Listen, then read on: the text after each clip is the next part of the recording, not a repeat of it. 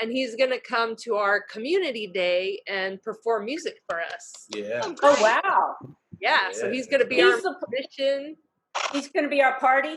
Yes. Now I'm just going to open us with a word of prayer before we start. So if you will all join with me in a spirit of prayer.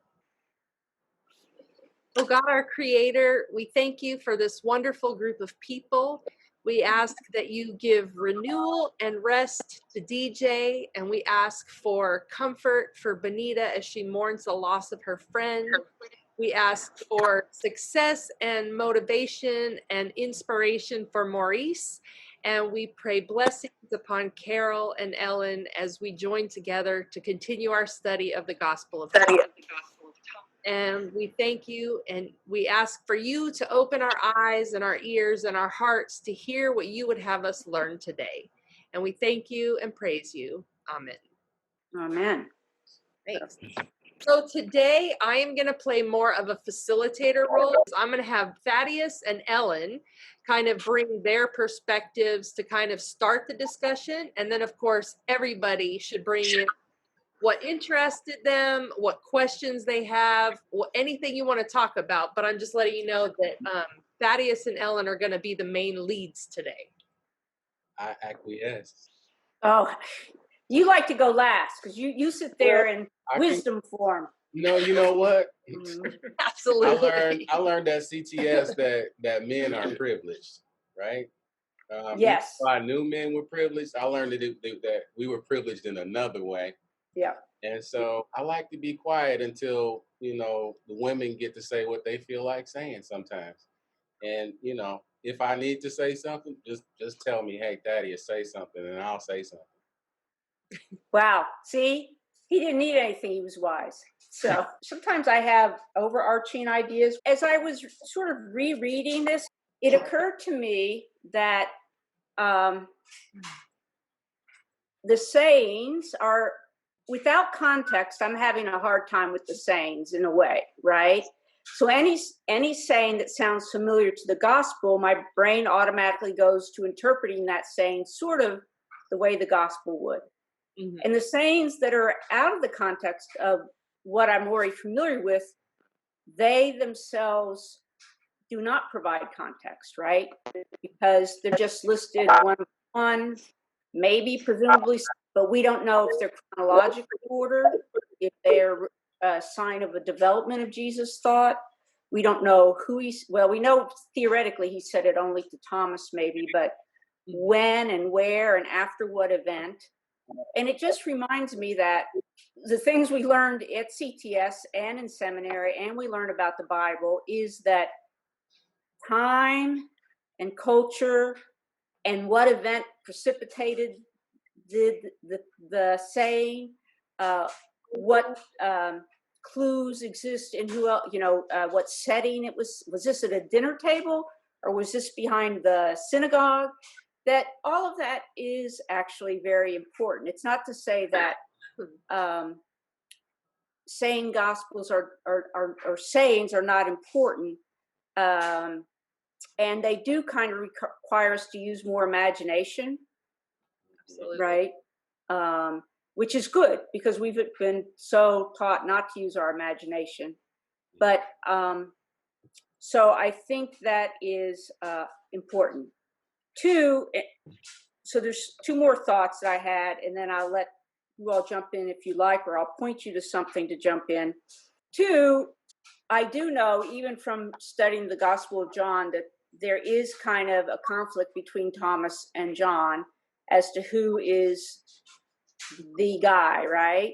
Mm-hmm. And I did read somewhere, either in the beginning, the analysis before the Gospel of Thomas, or maybe the analysis before the book of Thomas, that suggested that the beloved disciple might be Thomas. Mm-hmm. Right? Because we all assume it's John because it's in the Gospel of John. But there's a suggestion that and that makes some sense, if Thomas is his twin and his brother, literally, that could make sense too. And if he's the one that actually got these special sayings or revelations, that would enforce it.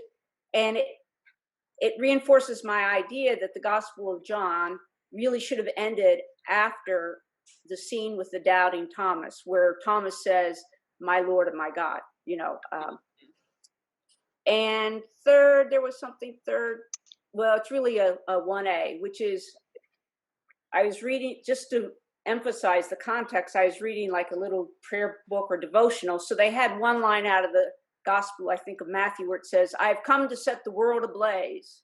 Mm-hmm. No pun intended, but what the blazes is that if you don't know the context, like, right?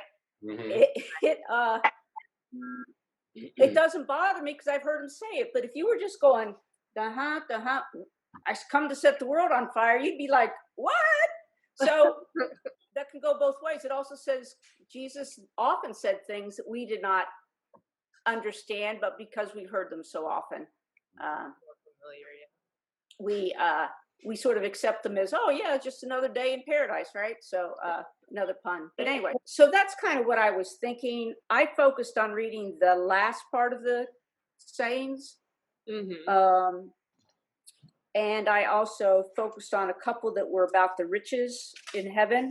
So maybe we'll start with, just to cause trouble, but the last one, 114, we may have talked about it before. Oh, yeah.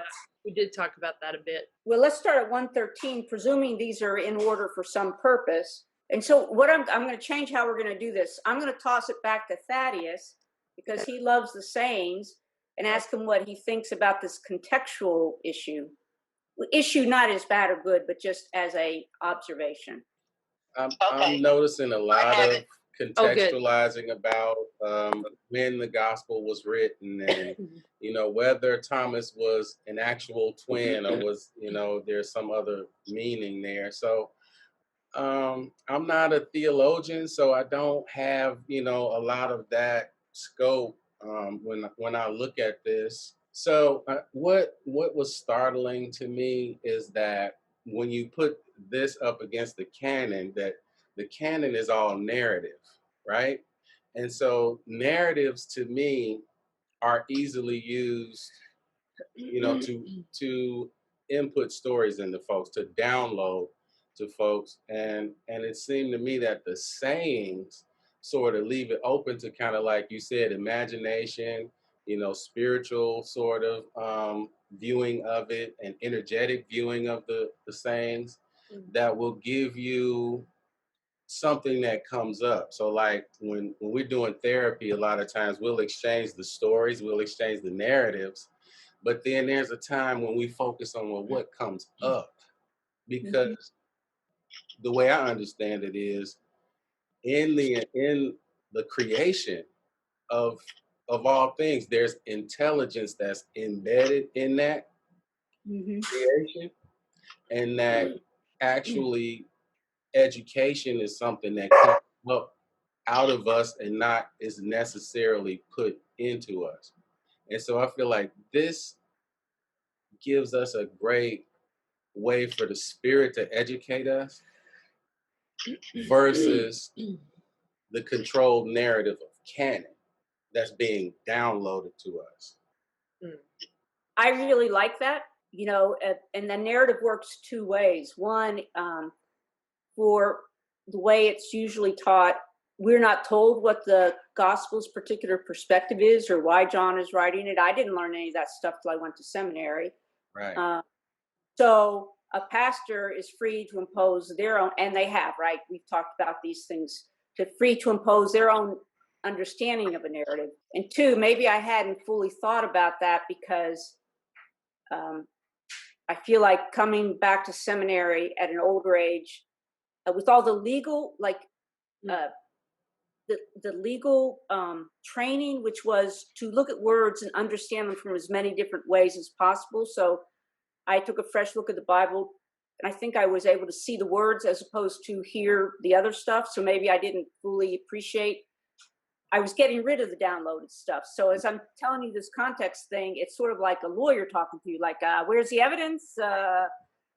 When you said 1A, I was like, that's lawyer talk. Yeah.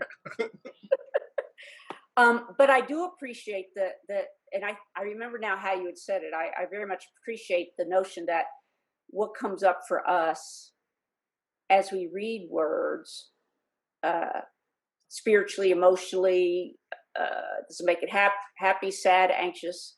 And that's an important thing that does get lost in biblical interpretation. I think theologians are allowed somewhat to do that more than biblical scholars. You know, biblical scholars, like, you can't be a scholar unless you understand and speak Greek and Hebrew and Yeah. So, But I think we miss, we have the conversation with the text, but then we're somehow not accepting or not involving ourselves in the conversation with the spirit. mm-hmm, And time, and I mm-hmm, feel like that conversation goes across both platforms with us kind of in the middle and mm-hmm. in sort of an opportunity space to learn. And when we cut that part of it off, it's just a dry, logical Yeah. exercise. Mm-hmm. Love it. And I was talking to a seminary student the other day, and what I said to her, when I talked to her about what we're doing at the church and the books that we're studying and stuff like that, I said the idea that we, like what you both were talking about, like the downloading information, the reading it for like, biblical purposes and scholarly and all of that, there's also this thing that limits us, as if the canon that was decided back then was the only time that God ever spoke to humans, and that God has never again spoken to people. So what he was also saying, like, he doesn't know when it was written and when it, if it was earlier or later. There's debates. Was it one of the first or was it one of the last? Ultimately, it seems like when we focus on that part of the discussion, if it's first, it has more credence, but if it's last, it's just rehashing the other stuff. Mm-hmm. But that presumes that God is not speaking to us still, and that, like, when we read the text and we have an additional thought about it, that's not from God. And that puts a huge limit on God. Right. So, and on us. Inspiration is on us. Yes, absolutely. Inspiration is a real phenomenon, and we all experience it from time to time. But I feel like larger systems and tradition try to steer us away from that by giving us a go-between that we have to, go into the confessional to have our conversation with God. And it is divisive, really, in its design. And those folks are really smart. So I'm not sure why they didn't see that part. Well, and then I think when the Protestants came in and took that intermediary out, they were which was a protest, yeah. Right, but in a way, they've instituted a different type of barrier. Mm-hmm. Like, while the Catholics were saying, you go through a priest to confess your sin and you have an intermediary between you and God. Mm-hmm. I think the Protestants kind of idolize like the Bible in its entirety, and it's exclusionary. And that's kind of where they get to the part where there's no more inspiration, because they focus on the end of Revelation where it says nothing shall be added or taken away. And that's kind of forcing people into a box that God did not create. And so I think that there's always ways that the power structures of religion in the world use what is taught about God to control people. Mm-hmm. And so what I think is good about the imagination that Ellen brought in is that it allows us to use our imaginations, use our psychology, use our experience, and read what Jesus might have meant from freshness without the influence of other people telling us what we have to believe. Yeah, because that idea of going in with a fresh mind is also a part of your therapeutic approach and how you position yourself in the room so that you're not led by preconceived notions or even the last conversation. Yeah, and that reminds me of point 3 that I just said, which is that I realized is the Bible has never been by scholars been interpreted in light of these documents, right? Mm-hmm. Like these were cut out, which is what tends to be happening, which, by the way, I heard on the news today that talk about cutting out. So President Trump has ordered that I think federal workers, whoever is getting diversity training, they talk about white privilege, right? So no, she cut out ideas. Whereas it could be, and it's still new and revolutionary to have these documents now inform the other ones. And the evolution, I think of it always is, if we stopped at Isaac Newton, right? Mm-hmm. And said, that's it, that's the last word, we'd have never gone to the moon, right? Come on now, Yeah. you preaching now. Yeah. I'm about Good to point, take though. my hand over here. So anyway, anybody have some thoughts on that? Benita, Carol, Jill, DJ. I think you're right on. I think, and this is a debate that I, just as an observer, I see Christian scholars, both Protestant and Catholic, coming closer together. Now that's then maybe the pew sitters only are, but they're, we have the same main book, okay, and they're all interpreted a little bit differently. But what I see Protestants missing and have right along is the mystical side that is in the Bible. Absolutely. And the mystical side is, you can be a scholar and be a mystic. Absolutely. In fact, it helps because especially if you have a quiet place to write. But I mean, you can be both. Yeah. People are not one-sided. Right. Unless you choose to be. So, Right. Which makes me excited about this. I don't know why they get so uptight about that. Well, what you're saying. Well, to your point, Benita. Oh, Go, Jill. sorry. Go, Jill. To your point, Benita, I agree with that. I mean, you cannot be and you cannot believe in the Bible and not be a mystic, because how do you explain all the miracles? I mean, think about it, right? They're not logical. They're not scientific. It's mystical. So to try to separate that, I think is a fallacy. Well, I guess that is, you can say what you're going to say while we get her back. It was so interesting to me that, yes, we have the red letters in the Bible, and we see, some discussion from the mouth of Jesus, but there's so much more narrative about versus words being spoken. And we know, but we think that this person went around speaking to people. So why wouldn't we have much more direct conversation than we have, stories? I mean, the black ink outweighs the red ink like by volumes.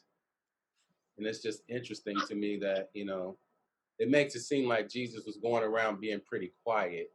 And every time he did healing, it was words spoken. Yeah, right. And I've just mentioned one more thing is, because I was Catholic, so the Protestant movement, it took away the sacramental notion. So all the sacraments are considered mystical, right? You transform the bread and wine into the body and blood of Christ. Baptism is this mystical washing away of sin. Marriage it's much more it's considered a sacrament. It's not just let's go to church and get married. Right. Also, the Protestant movement literally whitewashed all the churches. So the churches really did have beautiful paintings that allowed, no matter what you do with art, if you're doing it through art, it's part inspiration, right? Where artists had the opportunity to also convey they understood something looked like. I actually saw in this little show, it's called The Repair Shop on Netflix, but someone brought in this beautiful Madonna and Child painting, but the Madonna and Child were native South American Indians. They were represented like that, So anyway, the Protestant movement took a lot of that mystic stuff out that still does exist in the Catholic Church. So to me, it's anyway, that's good. So speaking of mystical, what Jesus says in 1:14 is that look, I shall guide Mary to make her male, so that she too. Well, hold on before I go on. Benita said she was lost. Does that mean she couldn't hear, or it's hard to follow the conversation thread? DJ, are you okay? EJ, sorry, Benita. I'm just listening. Okay. I'm probably lost, but I didn't know it. No, you're on it, Benita. You're on it. Okay, we just want to make sure you were still with us, DJ. I'm still here. Okay. So now she's reading saying 1:14. Mary should leave us, for females are not worthy of life. That's from Simon Peter. Jesus said, look, I shall guide her to make her male, so that she too may become a living spirit resembling you males. For every female who makes herself male will enter the heaven's kingdom. I keep trying to interpret this in some way that doesn't get me upset. I can do that. I do not understand that. You don't understand that? Neither do we. No. That's what Okay, DJ well, I think that my understanding of it from the different things that I've read is not that maleness is the goal. It's that Jesus understood the patriarchy of the time, and is kind of like when we hear Paul say there's no longer male nor female, slave nor free, Greek, or all this stuff. I think Jesus is taking away the distinguishing and just making it one, like human.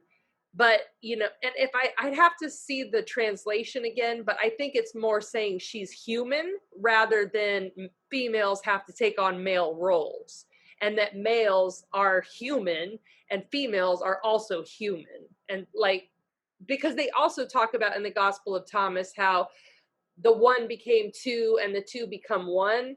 I think it's talking about getting rid of that separation between the two. And yeah, the separation came through the church as it progressed. For one thing, artwork has been painted over that depicted things differently than the church fathers wanted. I mean, that's been proven by scholars. And shown because you pay, and I always thought it was a scarcity of material, which in some cases it might have been, but it was also a political thing that wanted more maleness, more control. Yeah. But I think it goes back to that, to those Genesis stories. The one says, gee, this was great, and then the second one says, gee, we get a male. And he doesn't, he likes those animals, but it doesn't fulfill him. So one takes the rib and one cuts them in half. What we're saying is that these are people of God. I mean, even taking the rib and saying this is a full human being, he was sewed back up. The point is, those two original stories say that this is what the campfires and things people were saying, and then sorry churches, but you came along and you messed it up. Well, Amy, you're not this time. We don't have a mind meld, okay?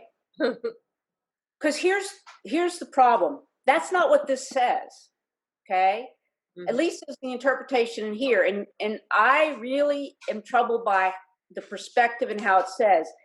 It says, I shall guide her to make her male, not to make her human, so that she too may become a living spirit resembling you males. So the males already have priority. Right. He's acknowledging That's true. priority. And that they're the ones who have the living spirit, but maybe we'll make an exception and make Mary be able to be like you. So the idealized image he's affirming is the male image. He's not saying all of y'all gotta fix up here and get, he may have said it somewhere else, but this is, if you have a saying, you have to go by what the saying says. Now, of course, I don't know Coptic, so I don't know, but for every female who makes herself male will enter kingdom's heaven. Now, we don't understand what he means by male, we are deducing, and everybody's, like Elaine Pagels has put this out here, that it's this whole inner being, outer being thing, male or female. And that's what this footnote says, but that's not what it says. If Well, you wrote down the words, his response, she should leave us, for females are not worthy of life. He doesn't say, whoa, they're perfectly worthy of life. It's just that each of you are carrying a different kind of life. And if we have both of them together, we're wonderful. That's not what he says. He says kind of like, you're right, but I'll fix her. That's what I hear, despite I've heard that version, Amy, that you've talked about. I read the footnote about spirit versus body. Well, let's read that footnote, since not everybody has that. So I'm just going to read it real quick. So on 196 is the footnote, and it's the last footnote on page 153. It says, although the language of this saying may be shocking to our sensitivities, the intent of the saying seems to be liberating. Here, the female may symbolize what is earthly and perishable, and the male what is heavenly and imperishable, so that the female becoming male means that all who are mortal and of this world, men and women alike, become immortal and divine. Gospel of Thomas uses gender categories in a somewhat different way, but for similar purposes. Skipping down past all the names. On the Valentinian concept of the female images of all of us being joined to the male, to the male angels in final union. So even when we talk about separation, it's coming back to get. That's what union means, though. No, but even in this footnote, note the worthiness is in the male. It's the male that's heavenly and divine. So we got to make women like that too. Yeah, I agree with that. Yeah. I think we have to be careful about being willing to restructure this. It's the same problem, to fit what we hope Jesus would say. Absolutely. And I don't think he's saying that. I think it's somewhere implicit in this, and even in the footnote, which is trying to make it sound better. The male, whoever the male is better than the female. Because none of it says, let's make the male take on female qualities. Right. The only way we can fix this is to make the female add on the male qualities. Right. But they're not saying the male is missing the female qualities, right? I wonder if Jesus was considering his audience, and if he was in a group of women, would he have said the opposite thing? Because the patriarchy was the order of that day. And when you're speaking to, patriarchs, you do have to talk their language. Now you're trying to put context in the saying. And I think what is beautiful about what you said in the beginning is, wow, this makes me upset, right? So maybe it helps me, using the chaplainy side of me, have to explore what that means. And what would it mean if Jesus did change how he talked, depending on what audience he had? Well, that's very human, right? Yeah. But I think it's fair to just say that pisses me off, rather than trying to fix it, maybe. Sure. Because that's that part of the theologian, Holly Heron. You never met her. You knew who Holly Heron was. That she made us right. Did you know her? She might have been on sabbatical when you came, but she was the most brilliant professor there by far. But she made us write the words like in a column, and get out of the notion of imposing on the words what we hope they're saying. And I think that doesn't make Jesus bad, but I think we have to be open to some other interpretation that doesn't try to fit within our concept of Jesus loves everybody. Well, I agree with that. And I would have another point about that, in that he is responding to Simon Peter saying that Mary should leave us, for females are not worthy of life. So even if we don't like the fact that Jesus is saying that she has to become male, I think I still see inclusion. I still say Jesus saying, no, she is allowed to live, and she is allowed to be a part of us. And so I think that, the ordering could still be problematic, but it's still about inclusion. Kind of like before, when Jesus switched the thing about an eye for an eye, it was because it wasn't to say that vengeance was good, but it was to say that there's a limit to it. Whereas before, if your cow was taken, you could go like sack a whole village. And so by saying an eye for an eye, like that part is a limitation of it. So I think it's becoming more inclusive. It may not be the final thing, but You see, I think that makes more sense, that he's just moving them inch by inch. We're not going to just, like everybody else, throw them to the ground. That makes more sense. See, and this is an example of where if you ask a tough question, you get a better answer, right? Right. But I like that because he is saying, no, you're not going to just toss her out. And he's not speaking specifically, I don't think, about her physical body living. He's speaking about her receiving the bread of life and living in the spirit. Yeah. But if we acknowledge once we acknowledge there is some preference for the male, even through Jesus' mouth, then he's saying that to say, don't toss her out. That makes more sense. Yes. We acknowledge I like. So I'm going to pause that now that Jill is back on, because I want to hear what she was going to say. And then I want to see what Carol has to say. Yeah. She hasn't spoken yet. But Sorry, Jill, we had the cliffhanger, all that to say. It's like, oh no, now I'm really under pressure. To remember what it was you were going to say.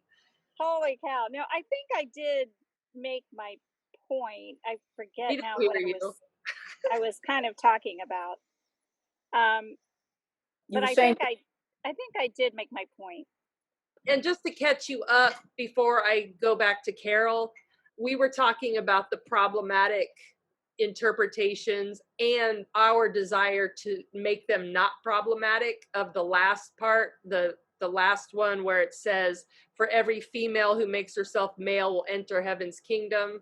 And Ellen was saying how we can't say that Jesus, like the interpretation I've heard is that it's about not separating male and female, but making them more equal.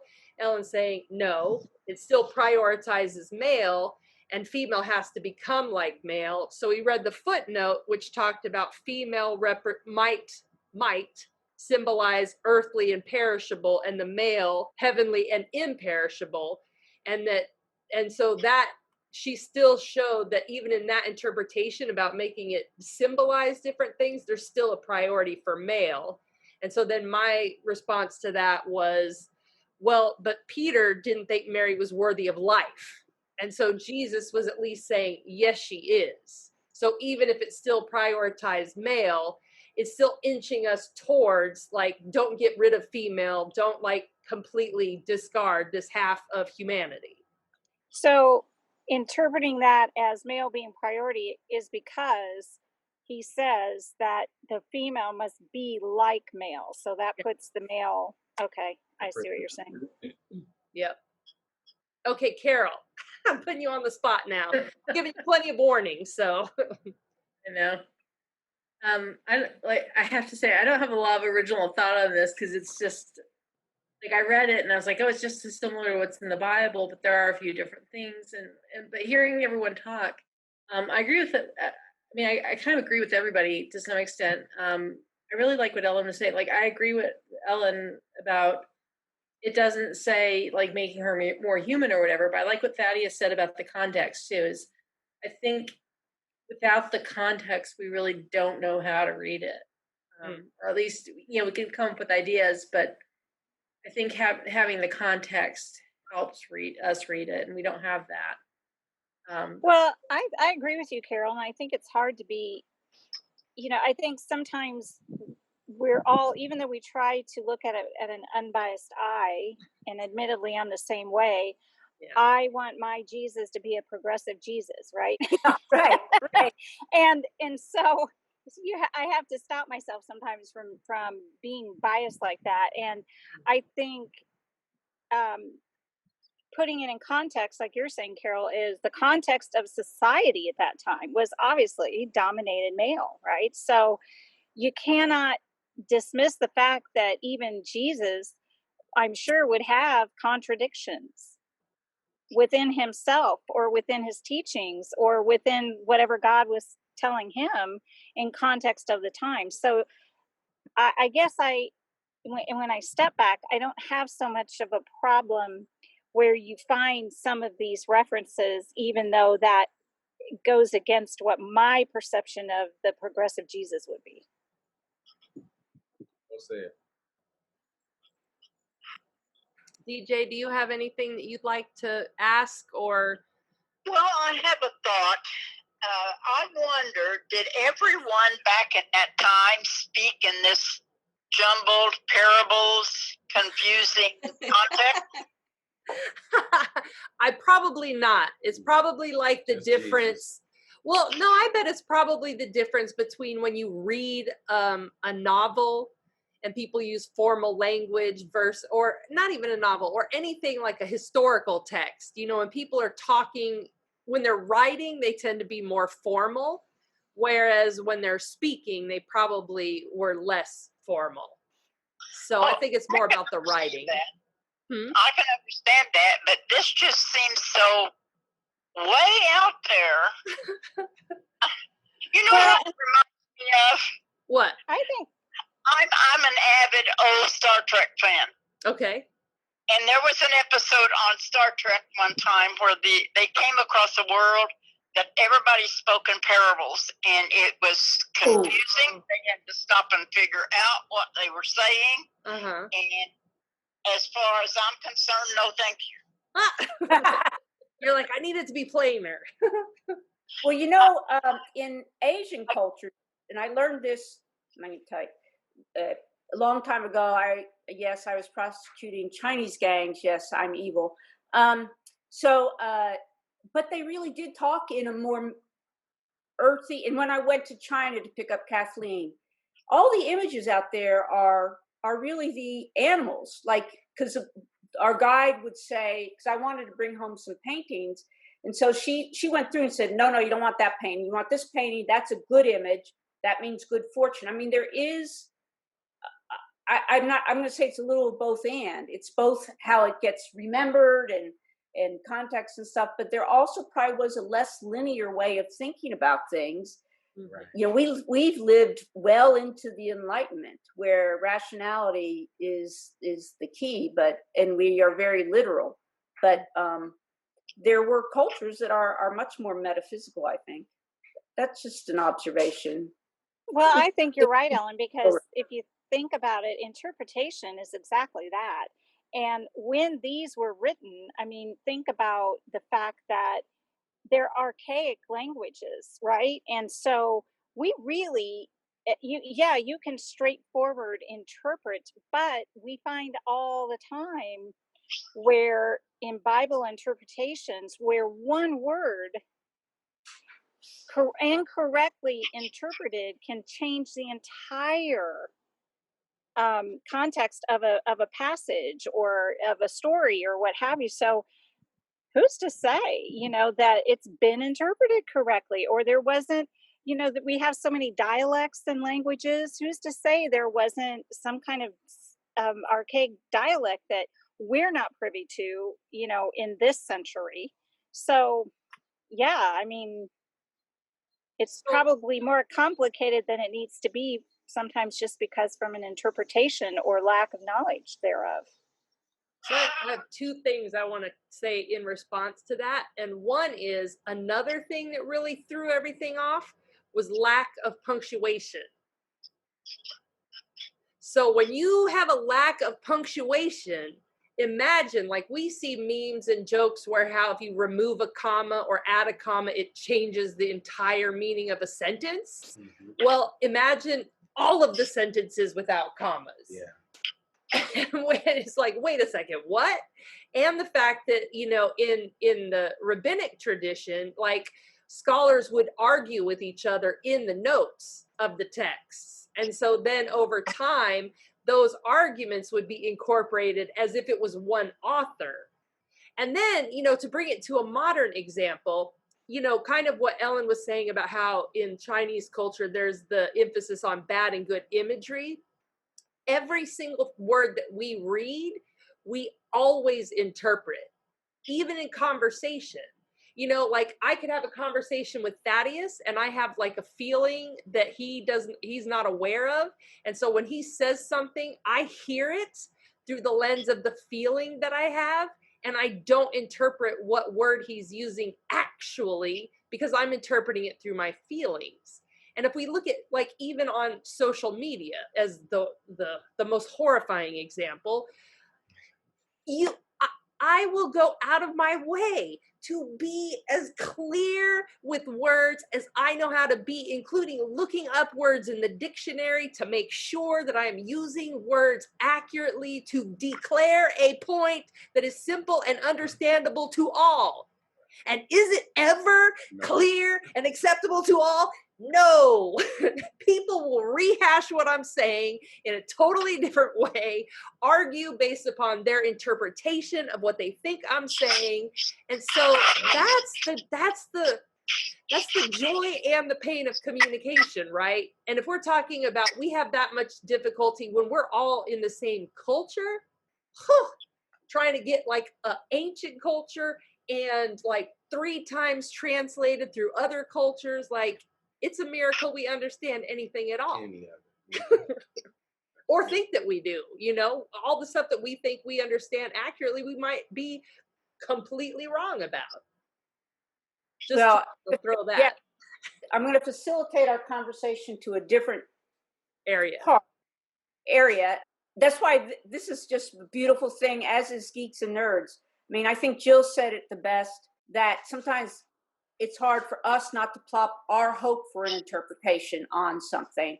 But at least by having this group, we can challenge each other to say, no, is that the progressive Jesus you wish? Or is that what he really said, right? And you said it so well. Now, I did find money. All right.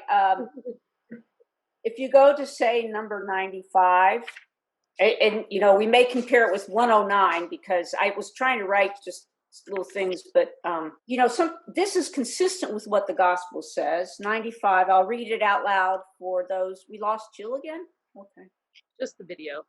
Okay. Jesus said, if you have money, do not lend it at interest. Rather, give it to someone from whom you will not get it back. Mm-hmm. And I think there are several things like this. And I think, which probably is an extension of the Jewish notion that debts get canceled every 7 years, and there certainly should be gleaning, and you give away what's left that you don't want. But I don't know how we created, well, I do, because I have a book on it, but the notion that we created the idea that Christianity and capitalism are equivalent is so contrary to what is actually in this Bible, whatever we're going to call this, I can't say the scriptures, or the standard scriptures. The rich man can't get to heaven. It'd be easier.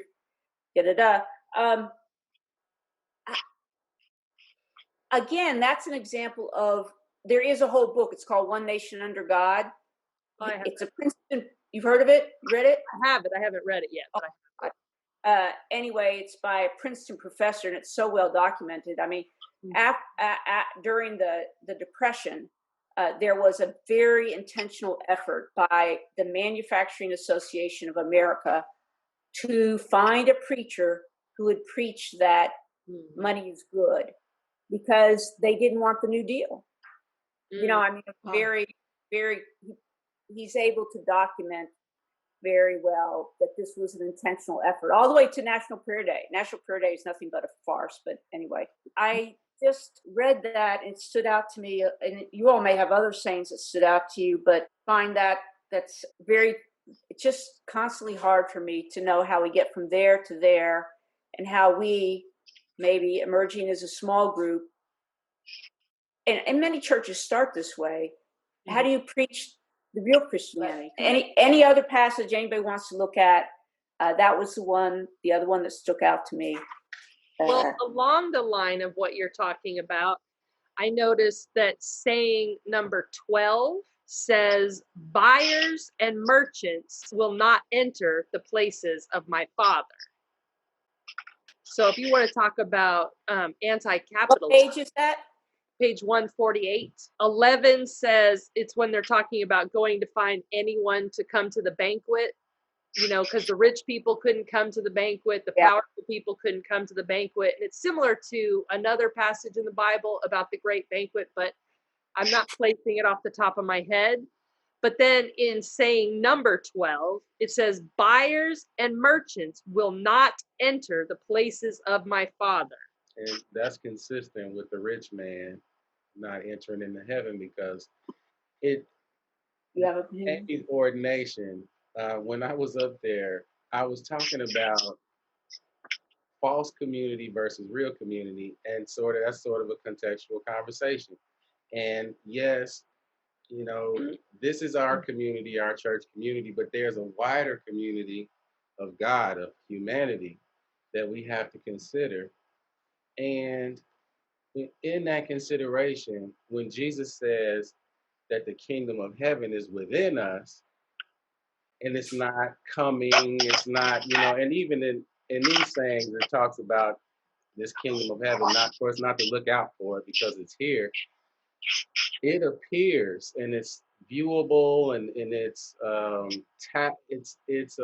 something you can touch and feel when we treat one another as unto the Lord. And it's kind of like when you have the light hit the hologram, on all four sides, and the 3D image pops up. Well, it takes the light to hit us. And once the light hits us and we start exchanging this light between one another, it's the exchange of light that is actually the kingdom that is within us. And that's already present with us. But as soon as we start mistreating each other, it disappears. And that's why it's so hard for us to find it. And all this conversation is just making me think of it. Oh, and to correct myself, it was actually under saying 64, but there were multiple points under it. I got confused. I'm like, I was so. Yeah, Sorry. So yeah, just to clarify, so people are watching on YouTube later, and so people know where to reference it. It is still page 148, but it is point 10, 11, and 12 under the saying number 64, which originates on the previous page. Other thoughts? Bonita, DJ? DJ, Maurice? when you read it, were there any points that stood out for you that you wanted to talk about? Oh, I was pretty mad at the whole thing. Okay. Because of the way that it was difficult to read? Yes. Gotcha. Well, it's like people that don't understand that things can be misinterpreted, interpreted different ways, or understood in different ways, will take that as gospel and start preaching that hey, women are inferior, women this and that and the other. So right, I wasn't real happy with that entire thing there. Gotcha. But what can I say? Anything for you, Carol or Bonita? Jill? I would ask Maurice, but we invited him at the last minute, so he didn't have time to prepare ahead of time. Do you have anything you want to talk about just from listening? All right, well, first of all, the first thing that I want to talk about, I appreciate being part of this. Hello, everyone, once again. Well, what Thaddeus was talking about, like, about Jesus walking around and not a lot of things being said. And I looked at that as that has something to do with the person that edited the book, where there were things that were taken out, where they said, no, we don't want that to be said. Just like an editor, when you write a whole book and then the editor gets it and say, okay, we're going to pick to these points and those points and that point and this point. And I feel like there's a lot of things that's been left out about his, about Jesus' story. Absolutely. Also, when it comes to, the male and the female, I can understand about the woman coming from the male's womb, but it shows that there's way more importance in the woman that is not really being perceived or even talked about. Because really a woman is what makes a man be a man. You know, if we don't have that, then honestly we all would be cavemen right now, still scratching ourselves and don't know how to speak. You know, I think we're still the woman, and I mean it's true, because I mean the woman brings sophistication. I mean, let's talk about on reality.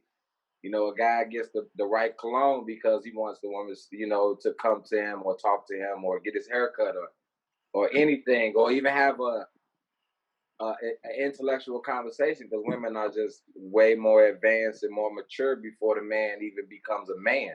Like even at 18, a man is not even a man. That's right. So, and the Maurice, woman you at 18, you she's preach it, 25. Maurice. Preach it.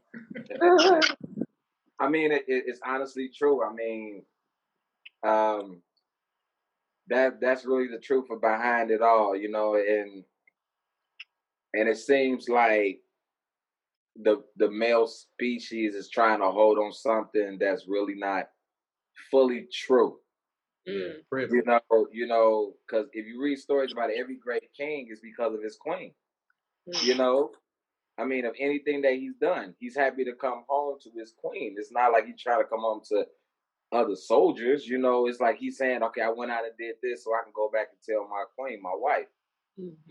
Those are a lot of things about that that I really looked at, and I feel like there's a little bit more equality in the gender. I can understand, you know, the male, like, you know, having some dominance. I understand that. That's the truth. I understand that. But I don't think that is light years from both genders. If I'm saying that correctly. Well, we But know that's basically what I politics and patriarchy have just keep coming up as the controlling factor to these narratives and to the context of what we're viewing. So somebody a long time ago figured out that this is the scope of our viewing, that this should be the range of our vision. And that we have to get out of, because we know that the feminine side of vision is just as equally important as the masculine side. That's what yang and yin represent, balance. I would risk it to say that God probably represents balance as well. Yeah. And it just seems like I say that male society or the quote unquote scholars, it's like they want to get rid of the yang. You know, if you get what I'm saying. Like they just want to say everybody they want. 20 years from now, people just say yin when you need both. You know? So, yeah. And that's how I look at it. You know, by listening to y'all, I'm learning a lot. I'm really just trying to sit back and listen. I came in because Big Sis wanted me to say something, so I'm gonna make sure of it. But I was really sitting back listening and just learning, you know, from people's perspectives and opinions, because I respect all opinions.